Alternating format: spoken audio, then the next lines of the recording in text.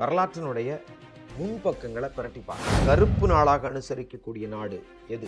சரணடைய எச்சரிக்கை விடுக்கப்பட்டது, மறுத்தது ஜப்பான், விழுந்தது 2 அணுகுண்டுகள்.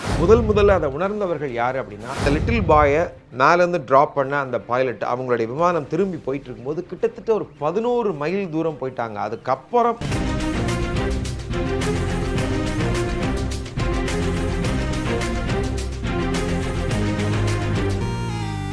வணக்கம் and welcome to VJ Andrews தகவல் 360. ஸோ இன்றைக்கி நம்ம பார்க்க போகிற தகவலை பொறுத்த வரைக்கும் சொல்லணும்னா, மறக்க முடியாத ஒரு சம்பவம், மறக்கக்கூடாத ஒரு சம்பவம். இந்த சம்பவத்தினால இவ்வளோ பெரிய பாதிப்பு நிகழ்ந்திருக்கா அப்படின்னு எண்ணி பார்த்து இனிமேல் இது மாதிரியான ஒரு சம்பவம் பாதிப்பு ஏற்படக்கூடாது அப்படின்னு யோசிக்க வைக்கக்கூடிய சம்பவமாக கூட இது இருக்கணும் அப்படிங்கிறதுக்காக தான் இன்னைக்கு தகவல் 360ல இதை எடுத்திருக்கிறோம். ஆகஸ்ட் மாதம் 15ஆம் தேதி ஒட்டுமொத்த இந்தியாவும் கொண்டாடப்படக்கூடிய ஒரு நாள். காரணம் சுதந்திர தினம். ஆகஸ்ட் மாதம் 14ஆம் தேதி ஒட்டுமொத்த பாகிஸ்தானும் கொண்டாடப்படக்கூடிய நாள். காரணம் சுதந்திர தினம். ஆகஸ்ட் மாதம் 6, ஆகஸ்ட் 9 ஆகிய தேதிகளை கருப்பு நாளாக அனுசரிக்கக்கூடிய நாடு எது? ஜப்பான். அதற்கு காரணம் 2ஆம் உலகப் போரின் இறுதி கட்டம். சரணடைய எச்சரிக்கை விடுக்கப்பட்டது, மறுத்தது ஜப்பான், விழுந்தது 2 அணுகுண்டுகள். Little Boy and Fat Man. வரலாற்றினுடைய முன்பக்கங்களை பிரட்டி பார்க்குறோம். அமெரிக்கா, அதில் வாஷிங்டன் அதனுடைய தலைநகர். அந்த தலைநகரில் மட்டுமில்லை, அமெரிக்காவினுடைய முக்கிய நகரங்களில் செர்ரி பிளாசம் ட்ரீஸ் பூத்து குலுங்குதான். எதனாலங்க இந்த மரங்கள் இப்படி பூத்து குலுங்குது? இதுக்கு காரணம் என்ன அப்படின்னு கேட்டால், எங்களுடைய நட்பு நாடான ஜப்பான் எங்களுக்கு நட்பினுடைய வெளிப்பாடாக கொடுத்த பரிசு இது அப்படின்னு சொல்லி அமெரிக்கர்கள் சொல்லியிருக்கிறாங்க. எதுக்கு இதை சொல்கிறேன் அப்படின்னா, முதலாம் உலகப் போர் 1914 1918 வரைக்கும் நடந்தது. அதில் அமெரிக்காவும் ஜப்பானும் ஒன்றிணைந்து செயல்பட்ட நாடுகள், நட்பு நாடுகளாக இருந்தது. அப்புறம் இப்படி 2ஆம் உலகப் போர் 1939 45 வரைக்கும் நடந்ததில் எதிரி நாடுகளாக மாறியது அப்படின்னா, அதுக்கு மிக முக்கியமான காரணம் ஜெர்மனி, அதனுடைய சர்வாதிகாரியாக இருந்த ஹிட்லர். இந்த இடத்துல இன்னொருத்தரை சொல்லி ஆகணும். யார் அவர் அப்படின்னா, ஆல்பர்ட் ஐன்ஸ்டைன்.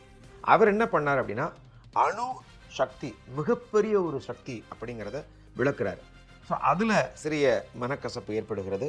ஸோ இந்த சூழ்நிலையில் ஜெர்மனியிலிருந்து ஆல்பர்ட் ஐன்ஸ்டைன் தப்பிச்சு வெளியே வந்து அமெரிக்க அதிபர் அப்போ இருந்தவர் பிராங்க்லின் அவர்கிட்ட தொடர்பு கொண்டு இது மாதிரி ஜெர்மனி வந்து அணு ஆயுதத்தை தயாரிக்கக்கூடிய ஒரு முயற்சியில் ஈடுபட்டு இருக்கிறாங்க அப்படிங்கிற விஷயத்த சொல்லவும், ஆஹா ஜெர்மனியை தயாரிக்குதா, அப்போ அதுக்கு முன்னாடி நாம தயாரிச்சாகணும் அப்படின்னு சொல்லி ஒரு அமெரிக்கா ஒரு ப்ராஜெக்ட் ஏற்படுத்துகிறாங்க, மேன்ஹட்டன் ப்ராஜெக்ட். மேன்ஹட்டன் அப்படிங்கிற இடத்துல அணுகுண்டை தயாரிப்பதற்குண்டான ஒரு தயாரிப்பு பணி. அது 1942 தொடங்குது. கிட்டத்தட்ட 45 நிறைவில் 45 ஜூலை மாதத்தில் அணுகுண்டு கண்டுபிடிக்கப்படுகிறது, நிறைவடைகிறது அந்த பணி. இதுக்கு இடையில போர் நடந்துகிட்டு இருக்கு. 1939 தொடங்கி 45 வரை. இந்த 45 ஜெர்மனி ஒரு பக்கம் சரணடையக்கூடிய ஒரு சூழ்நிலையில வந்து ஒட்டுமொத்தமாக சரணடைஞ்சிட்டாங்க. ஆனாலும் கூட ஜப்பான் அதனுடைய வீரர்களான சாமுராய் அவங்க எல்லாமே இதை வந்து ஏற்றுக்கவே மறுக்கிறாங்க. நாம போராடுவோம், இன்னமும் அமெரிக்கா மட்டும் இல்லாமல் இந்த உலக போரில் நமக்கு எதிராக இருக்கக்கூடியவங்க எல்லாம் நம்ம தரைமட்டம் ஆக்கிடலாம் அப்படிங்கிற நம்பிக்கையோட சரணடையாமல் மீண்டும் போர் தொடுக்கப்படுகிறது. அந்த சூழ்நிலையில தான் அமெரிக்கா முடிவு செய்கிறாங்க, நேச நாடுகள் முடிவு செய்கிறாங்க, இதன் மேலே அணுகுண்டு வீசலாம் அப்படின்னு. லிட்டில் பாய் சின்ன பையன், ஃபேட் மேன் குண்டு மனிதன். ஸோ இதில் ரெண்டையும் ஒரு சின்ன கம்பேரிசன் பண்ணோம்னா, லிட்டில் பாய் அப்படின்னு சொல்லக்கூடிய அந்த சின்ன பையன் வந்து 4400 கிலோகிராம் எடை கொண்டது. அதே குண்டு மனிதன் 4670 கிலோகிராம் எடை கொண்டது. இதில் இந்த 4400 கிலோகிராம் எடை இருந்தாலும் கூட அதில் வெடிபொருள் அப்படின்னு பார்த்தோன்னா கிட்டத்தட்ட 64 கிலோகிராம் யுரேனியம் 235 இருந்திருக்கு. அதே இதில் ஃபேட் மேனில் பார்த்தோம் அப்படின்னா, அந்த குண்டு மனிதனில் உள்ள வந்து 6.4 கிலோகிராம் புளூட்டோனியம் இருந்திருக்கு அதில். ஸோ இதுதான் வெடிபொருட்களை தவிர டோட்டல் வந்து ஒரு பேக்கடாக பண்ணியிருக்கிறாங்க. பிகாஸ் அணுகுண்டு அப்படிங்கிறது முதல் முயற்சி அது. ஸோ அந்த சூழ்நிலையில் கிட்டத்தட்ட ஆகஸ்ட் மாதம் 6ஆம் தேதி 1945 காலையில் 8:15 மணிக்கு விமானம் கிளம்புது, அந்த அணுகுண்டை தாங்கிய விமானம். ஸோ அது போகும்போது கிட்டத்தட்ட 31,060 அடி 31060 அந்த அடியிலிருந்து அந்த குண்டை ட்ராப் பண்ணுறாங்க.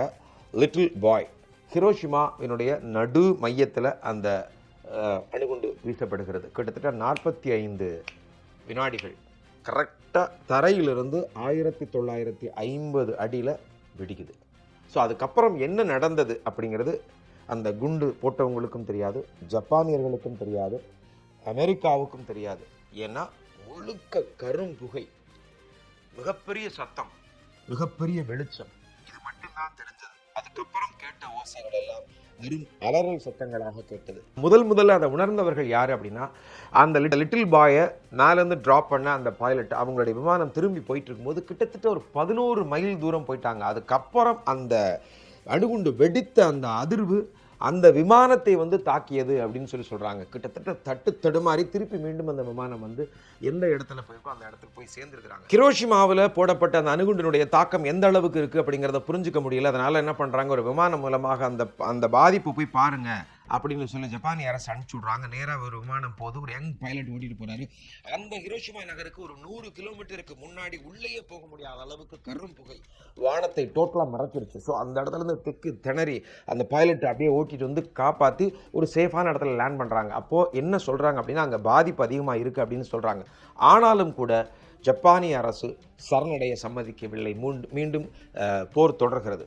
ஸோ அந்த போர் அதிகமாக அடுத்த கட்டமாக என்ன பண்ணுறாங்க, நேச நாடுகளிலிருந்து மீண்டும் ஒரு அணுகுண்டு போடலாம் அப்படின்னு முயற்சி பண்ணி அமெரிக்கா முடிவு பண்ணுது. அந்த சூழ்நிலையில் கொக்கூரா அப்படிங்கிற ஒரு நகரத்தை தான் தேர்வு செஞ்சுருக்கிறாங்க. அந்த நகரத்தில் மேலே கரும்புகையும் மேகமூட்டமாக இருந்ததுனால அந்த நகர் தெளிவாக தெரியலை. அப்படிங்கிறதுனால அடுத்த ஆப்ஷன் தான் நாகசாகி. இரண்டாவது குண்டு, அதாவது ஃபேட்மேன் என அழைக்கப்படக்கூடிய குண்டு மனிதனை போடுறாங்க. கிட்டத்தட்ட அந்த அணுகுண்டு வெடிக்குது. அங்கேயும் மிகப்பெரிய ஒரு சேதம், மிகப்பெரிய தாக்கம். கிட்டத்தட்ட 4 நாட்களுக்குள் 2 அணுகுண்டுகள். எவ்வளவு பேர் இறந்திருப்பாங்க அப்படின்னா, அப்போதைக்கு சொல்லப்பட்ட தகவல் கிட்டத்தட்ட ஒரு 1.5 லட்சம் பேர் இறந்திருப்பாங்க அப்படின்னு சொன்னாங்க, அந்த சம்பவத்தை உட்படுத்தி.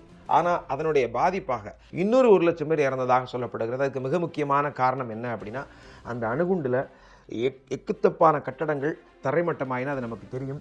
ஆனாலும் கூட அதில் மருத்துவமனைகள், மருத்துவர்கள், செவிலியர்கள் உள்பட ஒட்டுமொத்தமாக மக்கள் அளிக்கப்பட்டனர் அப்படிங்கிறதான் மறைக்க முடியாத, மறுக்க முடியாத உண்மை. ஸோ அதனால் அதில் தீக்காயங்களையும் உடல் காயங்களையும் கைகால் இழந்தவர்கள் எல்லாருமே கூட அடுத்தடுத்து அப்படியே உயிரிழந்துட்டே இருந்திருக்கிறாங்க. படைப்பின் சக்தியும் அழிவின் சக்தியும் இணைந்த நாட்கள் ஆகஸ்ட் 6, ஆகஸ்ட் 9. இதனுடைய வெளிப்பாடாக ஆகஸ்ட் மாதம் 15ஆம் தேதி 1945 ஜப்பானிய அரசு நேச நாடுகளிடம் சரணடைந்தது. இனி நாங்கள் போரிடப் போவதில்லை என்று. ஆனால் இந்த சூழ்நிலையிலும் கூட இன்னமும் எல்லை போர்கள் நடந்த வண்ணம் இருக்கிறது. மறைமுகமாக, நேரடியாக. அதில் ரொம்ப வெளிப்படையாக இப்போ பேசப்பட்டு போர் நடந்து கொண்டிருக்கிறது ரஷ்யாவுக்கும் உக்ரைனுக்கும். ஸோ அணு ஆயுதத்தினால ஏற்பட்ட பாதிப்பு இன்னைக்கு உலகம் பூரா பேசப்பட்டாலும் கூட எந்த நாடும் அணு ஆயுதத்தை நாங்கள் தயாரிக்கவில்லை அப்படின்னு முடிவுக்கு வரல. இந்த முடிவை அறிவித்தது ஜப்பானிய அரசு மட்டும்தான். நாங்கள் அணு ஆயுதத்தை தயாரிக்க மாட்டோம், அணு ஆயுதத்தை எங்கள் நாட்டுக்குள் கொண்டு வர மாட்டோம், அணுகுண்டை வைத்து தாக்க மாட்டோம் அப்படின்னு அப்போதைக்கு அவங்க முடிவு செஞ்சுட்டாங்க. ஆனால் இன்று வரை பல நாடுகள் அணு ஆயுதத்தை தயார் செய்து கொண்டிருக்கின்றன. ஆனால் அதை கொண்டு போய் நாங்கள் ஒரு பாலைவனத்தில் அதை ட்ரையல் பார்க்குறோம், ஒரு பொது வெளியில், ஒரு வெட்ட வெளியில் நாங்கள் அதை வெடிக்க வச்சு பார்க்குறோம் அப்படின்னு சொல்கிறாங்க. அது எதற்காக? தங்களை தாங்களே பாதுகாத்து கொள்ள வேண்டும் என்பது ஒரு மிக முக்கியமான ஒரு கருத்தாக இருந்தாலும், பொதுவாக அண்டை நாடுகளை, பக்கத்தில் இருக்க நாடுகளை பயமுறுத்துறதுக்காகவே இந்த அணுகுண்டு தயாரிப்பு பணி நடைபெற்று கொண்டிருக்கிறது அப்படிங்கிறது ஒரு பொதுவான ஒரு கருத்தாக பார்க்கப்படுகிறது. இதில் ஒரு சில சமூக ஆர்வலர்கள் ஒரு பொதுவான ஒரு கருத்து வைக்கிறாங்க. என்ன அப்படின்னா, இன்னைக்கு அணுகுண்டாக இருக்கட்டும், இல்லை வேகமாக ஓட்டிட்டு போகிற வாகனங்களாக இருக்கட்டும், இல்லை பிளாஸ்டிக் பையாக இருக்கட்டும், என்னங்க இப்படியெல்லாம் பயன்படுத்துகிறாங்க, சமுதாயத்தில் இது எப்படி பிரச்சனை, எங்க இப்படி வேகமாக ஓட்டிட்டு போகிறாங்க, மக்களுக்கு எவ்வளோ ஆபத்து, அணுகுண்டு போட்டால் இவ்வளவு பாதிப்பு இன்னமும் நடந்துகிட்டு இருக்கேன் அப்படின்னு பேசுகிறதெல்லாம் விட்டுட்டு, அது தயாரிக்கக்கூடிய அந்த முதல் புள்ளியை முற்றுப்புள்ளியாக்கி அந்த தயாரிப்பை நிறுத்தினாங்கன்னா எல்லா பிரச்சனைக்கும் தீர்வு கிடைக்கும். பிளாஸ்டிக் பிரச்சனை ஒன்று போயிடும், பைக் ரேஷ் டிரைவிங் அப்படின்னு இருக்காது. அதை தாண்டி இந்த அணுகுண்டு சோதனையும் அணுகுண்டுடைய தாக்குதல்களும் இருக்காது அப்படிங்கிறதான் ஒட்டுமொத்த சமூக ஆர்வலர்களின் கருத்தாக இருக்கிறது. மீண்டும் வேறொரு தகவலோடு உங்களை சந்திக்கிறேன். விஜே ஆண்ட்ரூஸ் சேனலை லைக் பண்ணுங்க, கமெண்ட் பண்ணுங்க, சப்ஸ்கிரைப் பண்ணுங்க, பக்கத்தில் இருக்கக்கூடிய பெல் ஐகானை கிளிக் பண்ணுங்க. வேறொரு தகவலோடு தகவல் 360 சந்திக்கிறேன். நன்றி, வணக்கம்.